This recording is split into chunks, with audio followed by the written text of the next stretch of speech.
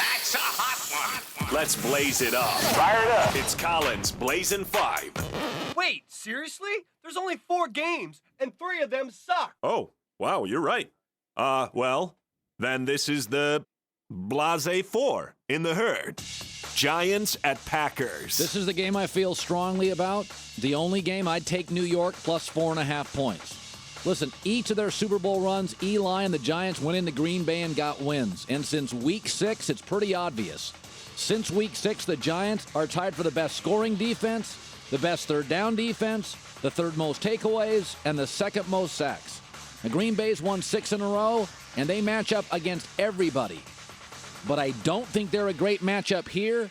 They are significantly weaker on the back end of their defense with less of a pass rush consistently. I think this is a 21-20 game either way, but I would definitely take the 4.5 points. Lions at Seahawks. This one's a pretty easy one for me. I would take the 8 points. Now, I don't think Detroit's going to win, but I would take Detroit in 8 points. Make no mistake about it. The Seattle team's not the Seattle team that got the Super Bowls. They can't run the football. Thomas Rawls has run the ball 37 times in the last 3 weeks and gained 56 yards, and they don't have Earl Thomas on the back end. And here's the thing about Detroit. 3 of the last 4 meetings between these two have been close, but decided by 4 or fewer points. And Stafford's got the weapons to move the ball. It's going to be a very close football game for most of it.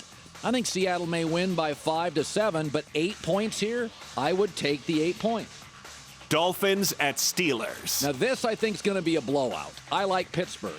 Now they're riding a 7-game winning streak, but it's against Cleveland, the Bills, Cincy, Baltimore, Cleveland, Indy. Let's not get too hopped up on this Pittsburgh winning streak. The Dolphins is the play here. They've been outscored on the year despite making the playoffs. The Dolphins are banged up defensively. And even though everybody loves J.I., the running back, he has not been the same on the road.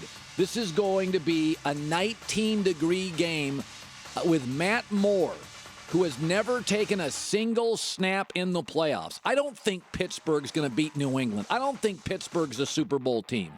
But here the play is Miami.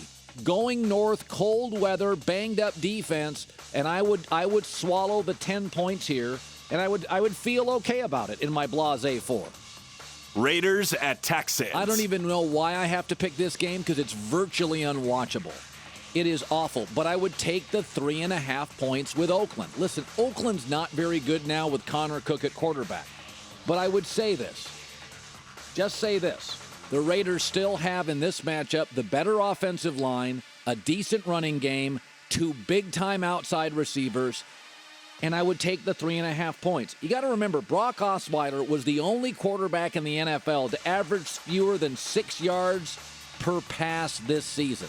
And neither quarterback has taken a big snap in the playoffs, a single snap.